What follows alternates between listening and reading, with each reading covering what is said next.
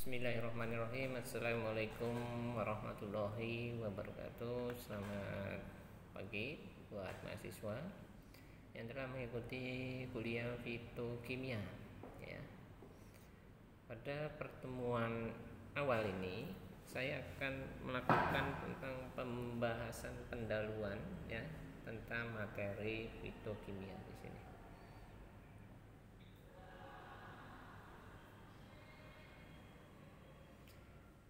Sejarah fitokimia atau disebut phytochemical atau fitokimia, di mana kata-kata atau bahasa phyto itu berarti tanaman, sedangkan chemical itu adalah kimia.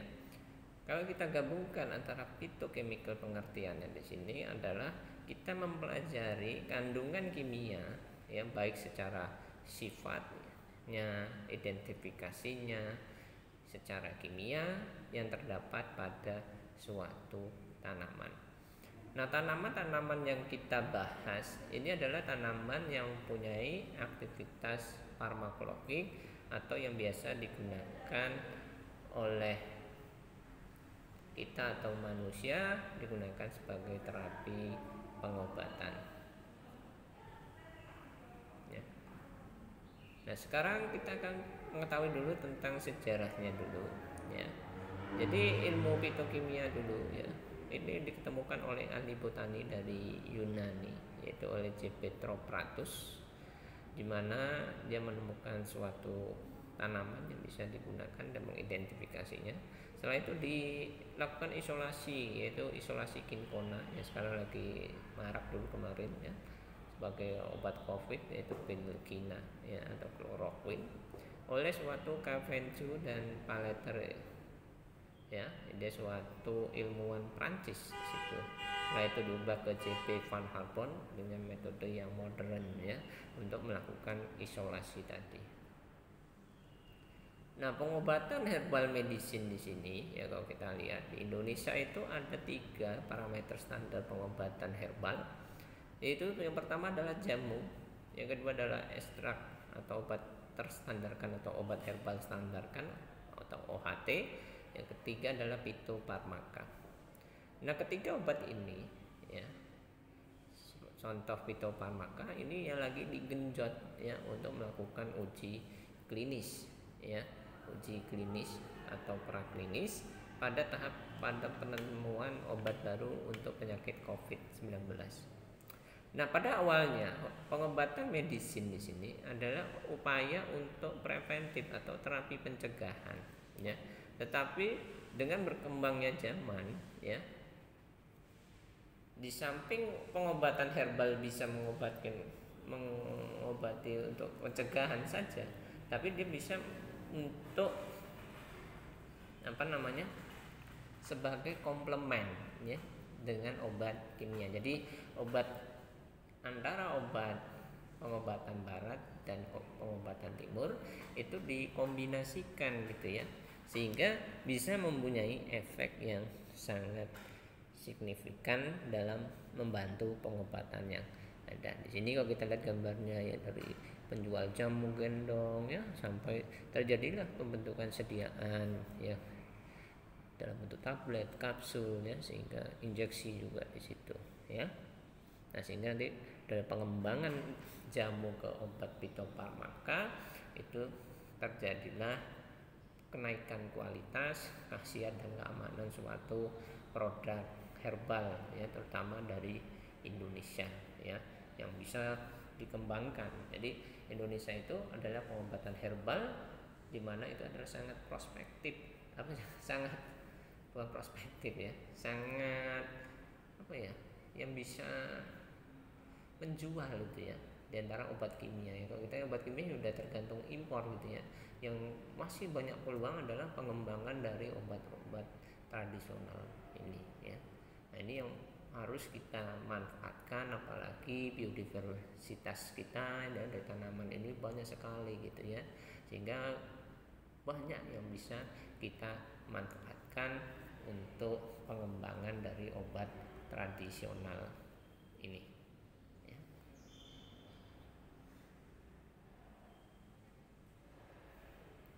Nah, pemanfaatannya ini dibagi dua macam proses, dari proses penanaman sampai pengolahan menjadi sediaan obat tradisional tadi ya, baik menjadi jamukah, atau menjadi obat herbal terstandarkah, atau menjadi fitofarmaka. Nah, tahap pertama yaitu pada tahap GAP yaitu Good Agriculture Practice, yaitu pada proses penanaman tanaman tadi.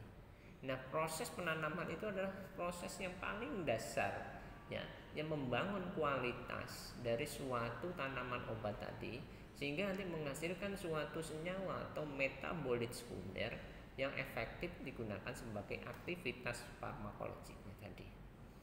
Dari bibitnya yang jelas, waktu tanam, waktu panen yang sesuai, cuaca, kondisi tanah yang memungkinkan ya, yang bisa memicu terjadinya produksi metabolit sekunder sehingga hasil persentase metabolit yang diinginkan itu lebih tinggi kan gitu ya. Karena metabolit setiap tanaman itu dipengaruhi oleh budidayanya ya. Di sini kalau kita lihat budidayanya bisa dari waktu tanam, panen, cuaca dan kondisi tanah. Itu berpengaruh, atau bagian yang diambil, baik daging buah itu kah, apa daun kah, itu setiap bagian-bagian yang kita ambil itu kadang berbeda fungsi atau aktivitasnya ya. Jadi tanaman satu tanaman dari bagian yang berbeda mungkin tidak sama fungsinya ada aktivitasnya, tapi mempunyai aktivitas yang berbeda-beda. Misal contoh untuk buah ketepeng gitu ya, tepeng itu berbeda antara daun dan buahnya fungsinya ya. Setelah itu kita memperoleh simplicia atau tanaman yang bagus, baru kita melakukan proses ekstraksi mengubah sediaan tadi menjadi suatu jamu ya, atau OHT ya, atau juga fitofarmaka itu dengan proses CPOTB ya, oleh BPOM dinamakan cara pembuatan obat tradisional yang baik atau GMP. Di situ ini dilakukan proses ekstraksi ya, macam-macam di sini ya, dari sortasi ya, terus ekstraksi, terus filling, terus packaging, atau juga marketingnya ya. Nah, itu harus diperhatikan. Nah, kita masuk tentang proses ekstraksinya saja ya, kita akan membahas tentang proses ekstraksi. Ini sangat simpel, mungkin Anda sudah mempelajari di farmakonosi, tapi akan saya bahas simpel saja untuk mengingatkan kembali apa itu proses ekstraksi ya. Proses ekstraksi itu berbagai macam ya. Ada yang dilakukan dengan proses ekstraksi namanya proses dingin, dan ada yang juga proses ekstraksi panas. Yang dingin contohnya yang tidak menggunakan pemanasan, yaitu kayak maserasi, perkolasi ya, itu tidak memakai pemanasan ya. Tapi kalau yang memakai pemanasan seperti infusa ini ya, pemanasan ya, terus reflux, terus sokletasi, destilasi ya, itu memakai pemanasan, atau juga digesti ya, maserasi yang diberi pemanasan. Nah, kita bahas dulu tentang infusa yang berarti di sini menggunakan metode yang panas ya. Di sini dia menggunakan cairan penyaringnya adalah air ya, jadi pelarutnya air gitu ya, yang dipanaskan di dalam penangas air ya. Pada suhu berapa? Sekitar 97, karena air itu suhunya cuma 100 derajat suhu di dalam airnya. Tetapi untuk memanaskan dari uapnya itu mencapai cuma 90, dia nggak akan mencapai 100 derajat Celcius. Nah, bagaimana proses pemanasan? Di mana simplicia tadi dalam bentuk kering yang sudah mengalami sortasi ya, sortasi basah, sortasi kering dalam proses GAP tadi ya. Nah, itu dimasukkan dengan derajat serbuk tertentu ke dalam panci namanya panci infusa. Di dalam panci infusa itu ya ada dua bagian, yang satu untuk ekstrak, yang satu untuk airnya ya. Itu dipanaskan selama 15 menit untuk infusa ya. Dihitung pada saat suhu di dalam ekstrak tadi atau simplicia tadi ya, itu 90 derajat Celcius ya. Setelah 90 derajat Celcius baru dihitung 15 menit. Nah, itu baru disertai. Kalau udah kota sekitar 30 menit ya. Nah, ini yang sering digunakan oleh nenek moyang kita zaman dulu ya gitu ya, untuk membuat jamu dari simplicia atau rempah-rempah itu ya, yang dipanaskan menggunakan panci tanah liat dulu ya, kita lihat ya, panci tanah liat dengan suhu yang kecil ya, api yang kecil. Jadi kadang bara api saja gitu ya dipanaskan, yaitu supaya tidak merusak gitu ya. Kalau kita pakai api yang besar itu suhunya rusak, senyawa yang ada di dalamnya akan rusak. Nah, berapa lama kalau orang zaman dulu ya lama sekali kan gitu ya, bisa sampai habis dipanaskan 15 menit, terus diminum, didiamkan lagi, nanti udah malam minum lagi, panaskan lagi ya, sampai itu habis terekstraksi. Nah, kekurangannya apa di sini? Kalau kita lihat kekurangan dari infusa tadi adalah dari cairan penyarinya ini ya. Cairan penyari yang digunakan ini air gitu ya. Air itu adalah sumber pertumbuhan bakteri. Jadi dia tidak akan awet dalam penyimpanan yang lama. Ya mungkin pada saat perebusan dia cuma awet selama 1 hari ya, 2 hari kalau memang diangetin terus ya. Kalau tanpa diangetin dibiarin ya 1 hari sudah tumbuh jamur atau kapang di situ. Nah, ini yang bisa mempengaruhi timbulnya bakteri tadi. Jadi orang kalau minum jamu di sini akan muncul kuman atau bakteri yang muncul di situ. Nah, ini yang sangat berbahaya gitu ya. Kalau ini terjadi, orang minum jamu inginnya sehat, malah terkena bakteri atau kapang jamur tadi. Nah, ini yang harus diperhatikan ya pada proses ekstraksi ya. Tapi untuk di skala minum kita ya, misalnya di rumah tangga atau di kegunaan sehari-hari, ini monggo bisa dipakai ya, seperti itu. Terus yang kedua adalah maserasi ya. Ini proses dengan dingin ya, tanpa ada pemanasan, dengan cara merendam ya dengan pelarut yang cocok. Pelarutnya biasanya adalah menggunakan etanol di sini ya, tidak air ya. Kenapa tidak air? Karena ini direndam dengan waktu yang lama, sekitar 24 jam, itu biasanya menyebabkan timbulnya bakteri. Makanya digunakan pelarut yang cocok. Ya, di sini adalah etanol yang aman digunakan ya. Sudah aman ya, atau juga pelarut yang universal atau cara penyaring universal yang bisa digunakan karena dia bisa menyaring baik senyawa yang polar, semipolar dan sebagian yang non polar. Kalau air cukup senyawa yang polar saja, yang lainnya tidak bisa ya. Oh, ini bisa semuanya ya. Jadi kita bisa menentukan di sini. Nah, suhunya juga temperatur kamar. Jadi direndam kayak Anda merendam pakaian gitu ya. Pakaian Anda kotor, Anda rendam sehari 2 hari. Nah, yang terjadi bau kan udah dikasih deterjen tapi tetap bau, itu muncullah bakteri di situ ya gitu ya, sehingga itu ya. Tapi kalau etanol direndam itu nggak akan muncul ya bakteri tadi. Dia sebagai antiseptik juga, bakteri akan mati, kuman ini lebih awet ya. Nah, ini dilakukan namanya remaserasi. Jadi 1 kali perendaman dikali 1 kali 24 disaring lagi, diekstraksi lagi dengan perbandingan ada yang 1:5, ada 1:10, atau juga sampai terendam pada posisinya, sampai terendam di atas siblisianya tadi. Yang ketiga adalah perkolasi ya. Sama juga perkolasi dengan maserasi gitu ya, dengan teknik dingin. Yang berbeda ya, perkolasi itu dia berulang-ulang larutannya yang digunakan pelarut etanol. Jadi kalau kita lihat di sini, ini ada gambar perkolator gitu ya. Ya, ini perkolator bentuk manual ya. Jadi kalau di pabrik itu, jadi yang mempaati perkolasi itu biasanya industri-industri besar ya, industri IEBA atau industri jamu yang besar. Dia menggunakan perkolasi biasanya metodenya. Kalau yang industri jamu kecil biasanya cenderung memakai maserasi ya. Nah, lebih efektif yang mana kalau menurut saya dari lihat industri ya, itu lebih efektif menggunakan perkolasi ya. Lebih irit dari cairan penyarinya dan prosesnya lebih cepat ya.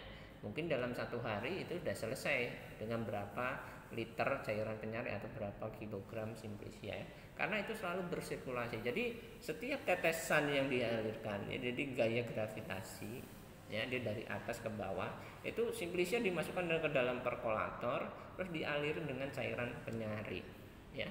Nah, cairan penyari itu didiamkan terus ditetesin per tetes setiap menitnya. Nah, itu ditampung.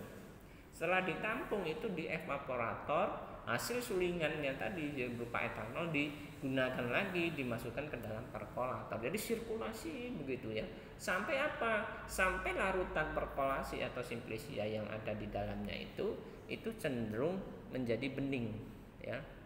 Kalau sudah bening berarti sudah terekstraksi semua ya, terekstraksi sempurna ya. Tadi simplisia tadi itu yang digunakan perkolasi. Jadi etanol atau cairan penyarinya itu lebih irit dibandingkan maserasi ya. Mungkin kalau maserasi kita gunakan remaserasi, kita uapkan, kita gunakan pelarut yang baru. Jadi sama ya, nambah lagi. Mungkin kalau nggak punya evaporator diuapkan di penangas air, sehingga alkohol yang dihasilkan itu hilang, menguap begitu saja. Padahal alkohol ya lumayan ya, 1 liter saja itu sekarang untuk etanol 96% itu sekitar 35 atau 40 ya. Nah itu pada saat pandemi, sekarang ya itu lebih mengalami kenaikan yang sangat signifikan untuk harga etanol. Apalagi pas awal-awal pandemi COVID itu sangat susah untuk mencari etanol karena dibuat sebagai hand sanitizer, jadi sangat langka barang tersebut. Kalau sekarang sudah kembali normal ya, jadi bisa digunakan seperti itu ya. Jadi dari biayanya sudah mahal ya ekstraksi, tapi kalau menggunakan perkolasi itu awet, bisa digunakan lagi etanolnya untuk simplisia yang sama. Misalnya untuk simplisianya bisa pakai daun adas ya, pakainya adas lagi, dipakai buat adas lagi, jadi ditandai ya seperti itu. Terus yang keempat adalah sokletasi ya. Kelima juga sama reflux. Ini sama-sama metode panas ya. Nah untuk sokletasi dia mengalami sirkulasi penggunaan, jadi kontinu ya, ada pendingin baliknya.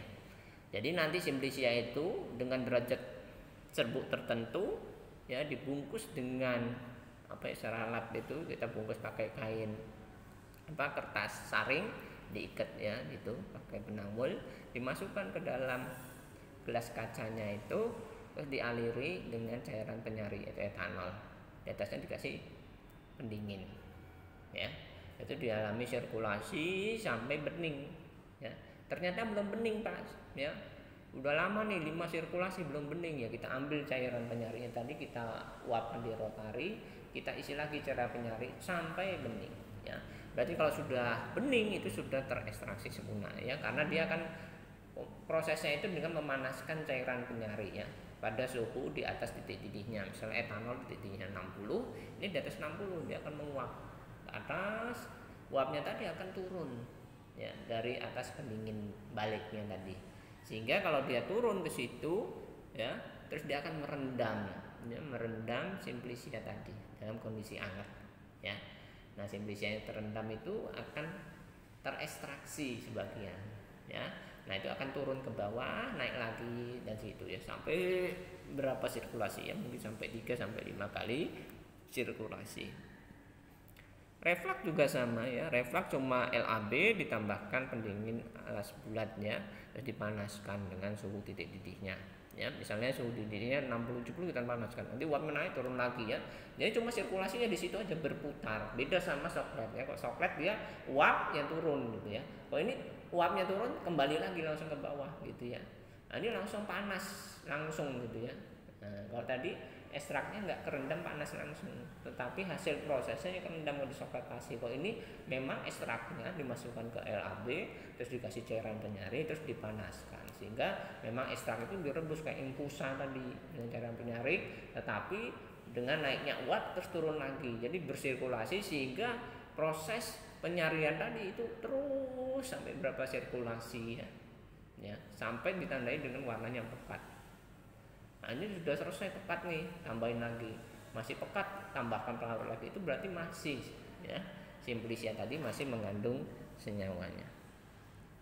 Destilasi ya dengan titik didih yang berbeda di sini ya, untuk biasanya untuk mencari apa, minyak atsiri yang terkandung ya, misalnya atsiri pada cengkeh ya, empon-empon juga bisa ya, atau pada senyawa kulit jeruk gitu ya. kodigesti maserasi yang diberi pemanasan dengan pemutaran kinetik pada suhu hangat yaitu 40 sampai 50 derajat Celcius. Nah, ini ada contoh sokletasi tadi ya. Sokletasi di situ, ini alat destilasi, ini alat reflux.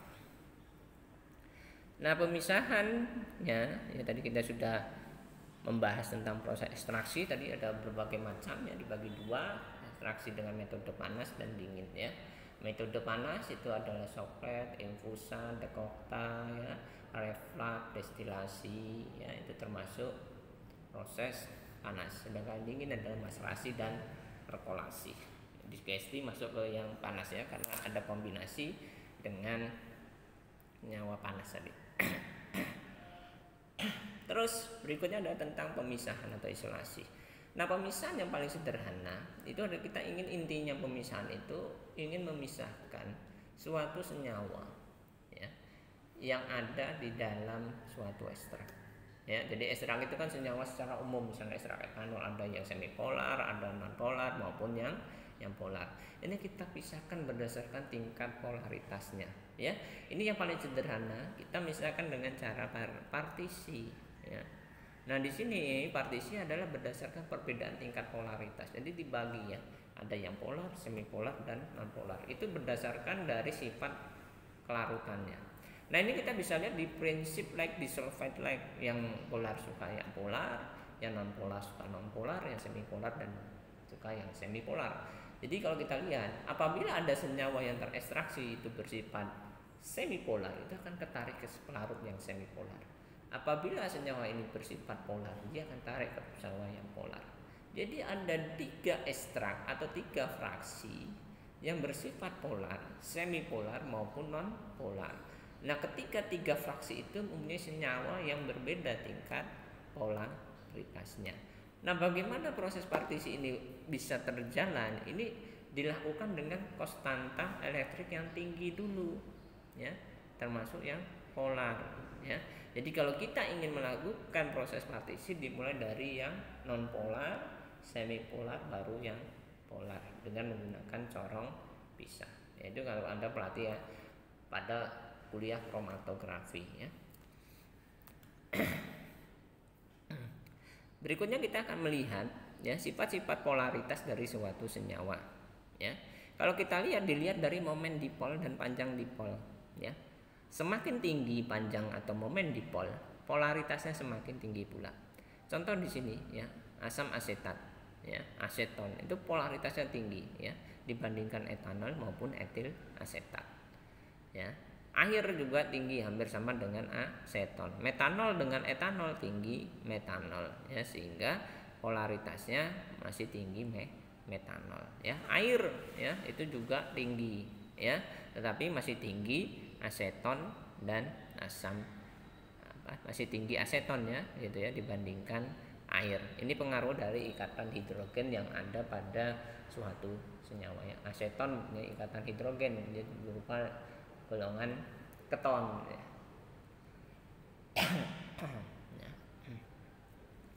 Terus setelah partisi kita bisa membahas tentang kromatografi ya. Kromatografi di sini ada berbagai macam bentuk, yaitu absorpsi, partisi, biasanya adanya fase diam dan fase gerak, terus dipengaruhi oleh daya kapilaritas dan waktu retensi ya. Terus fraksinasi tadi ya, dari nonpolar ke polar. Hasilnya yang paling kecil dari fraksi nanti ada proses isolasi, namanya isolat ya. Kalau ekstrak, proses ekstraksi, maserasi hasilnya ekstrak. Kalau fraksinasi hasilnya fraksi. Kalau proses isolasi itu disebut isolat. Jadi isolat itu adalah senyawa murni ya. Jadi ada senyawa tunggal, sedangkan fraksi itu masih senyawa campuran, biasanya 3 atau 4 senyawa yang terdapat di dalam fraksi. Tapi kalau ekstrak masih senyawa kompleks yang ada di dalamnya. Ya. Ini ya tahap proses isolasi suatu senyawa. Kita harus melakukan screening dulu. Jadi fitokimia itu yang pertama adalah analisis pendahuluan yang utama, yaitu dengan melakukan screening fitokimia, yaitu secara kualitatif ya, cuma kita mengecek iya atau tidak, atau positif atau negatif dia mengandung senyawa metabolit sekunder atau metabolit primer. Tetapi yang cenderung kita cari di sini adalah senyawa metabolit sekundernya ya biasanya. Contoh seperti uji alkaloid, glikosida, flavonoid, tanin, fenolik, saponin, pitosterol ya, itu kita lakukan ya untuk mengetahui di awal. Apa gunanya untuk mengetahui di awal bahwa senyawa ini ya atau tanaman ini mempunyai senyawa-senyawa metabolit secara kualitatif ya. Kita nggak tahu kadarnya berapa, yang kita tahu dia positif mempunyai senyawa ini ya. Jadi kayak Anda tes COVID itu ya berapa, positif apa tidak, reaktif apa tidak gitu ya. Ini sama seperti ini gitu ya. Berapa kadar virusnya ya saya nggak tahu kan gitu. Sama seperti ini, berapa kadar virus ya, berapa kadar apa ini nggak tahu ya. Yang jelas ini dia mengandung alkaloid atau flavonoid atau metabolit sekunder lah di situ ya. Nah, pertama yang kita bahas adalah uji alkaloid ya. Uji alkaloid ya di sini kita bisa melakukan berbagai macam dengan reaksi atau reagen warna ya. Ada Mayer test, Wagner test, Hager test, Dagendorf test. Biasanya yang sering digunakan adalah Mayer test, Wagner test maupun Dagendorf ya. Di sini misalnya ya dengan Mayer test ya, di mana Mayer test itu mengandung senyawa metabolit senyawa merkuri klorida ya yang ditambahkan dengan kalium iodida dan air, ditambahkan aqueous, ditambahkan ini disebut reagen Mayer ya. Nah, reagen Mayer ini ditetesin dengan suatu simplicia itu menyebabkan endapan putih ya gitu ya. Dagendorf juga sama, isinya bismut nitrat. Apabila ditambahkan dengan senyawa simplicia ya, Dagendorf ini menimbulkan endapan putih, atau juga bisa dengan reaksi semprot pada KLT. Ini membuktikan senyawa tadi mengandung alkaloid apa tidak. Kalau glikosida kita bisa menghasilkan Molis test ya. Molis test nanti endapannya menjadi warna violet, atau Fehling test ya untuk golongan monosakarit biasanya nanti warna merah bata ya. Barefoot test bisa jadi merah gula ya. Barefoot test merah gula seperti gula aren itu ya. Terus Benedict test atau Bordenberg test dengan warna merah muda, berarti dia positif mengandung glukosa atau gugus gula.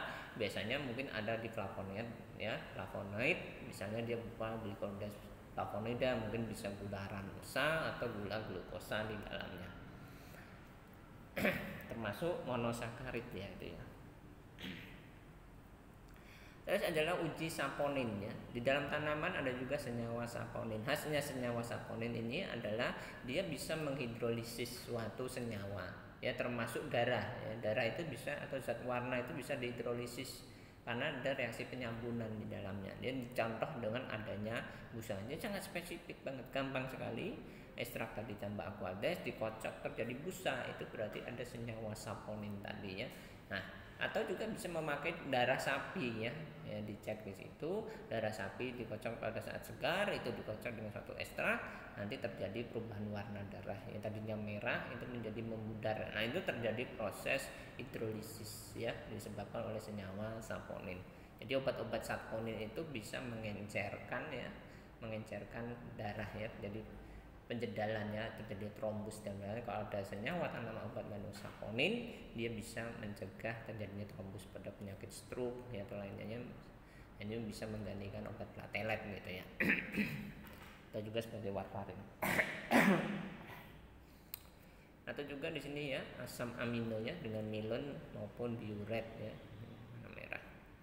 Atau juga steroid ya dengan Lieberman Mukardat di sini ya, menunjukkan perubahan di sini ya di dalam UV tetrapentoid ya, ini bisa kelihatan ya dengan spray terjadi perubahan warna. Atau juga minyak lemak ya dengan ekstrak Raspberry spot lemaknya saponifikasi dengan alkohol menjadi pendapat jadi perubahan warna ya. Minyak lemak jadi ada penyambungan sehingga nanti PP itu jadi perubahan warna ya, dari bilangan asam menjadi basah ya, dengan terjadinya perubahan dari tidak berwarna menjadi merah muda. Nah, kalau fenolik dan flavonoid gitu ya.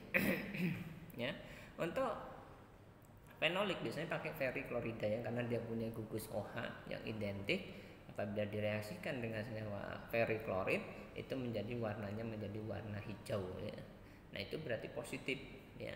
Atau gelatin tes ya, yang ditambah air dan larutan gelatin 10% dalam NaCl itu menjadi endapan putih, berarti fenol ya. Nah, tergantung Anda mau pakai yang mana, bisa lead acid test, FeCl, gelatin test ya, atau alcohol reagent test ya. Nah, itu bisa dipakai ya untuk mengetahuinya. Ya, biasanya yang sering dipakai adalah FeCl3. Nah, untuk flavonoid biasanya itu tambah 2A tambah selenium, terus dibaca di sinar UV gitu ya. Di UV berapa? 366 ya. Nah, senyawa flavonoid itu kalau di UV 366 pasti mengeluarkan fluoresensi ya. Fluoresensi bisa kuning, biru, merah, itu khasnya dari senyawa flavonoid ya. Dia senyawa yang berfluoresensi. Sedangkan pada 254 ya dia terjadi pemadaman, di 366 dia terjadi fluoresensi. Itu khasnya ya. Ya. Sekian saja untuk materi pendahuluan pada fitokimia ya. Moga-moga materi ini dapat membantu Anda ya memahami kuliah secara online ini ya, di lab YouTube rekaman ya kita. Ya, sekian saja kuliah saja ya. Nanti hasil dari kuliah ini semoga Anda resume, nanti dikumpulkan di grup ya atau di Google Classroom ya. Terima kasih. Wabillahi taufiq wal hidayah. Assalamualaikum warahmatullahi wabarakatuh.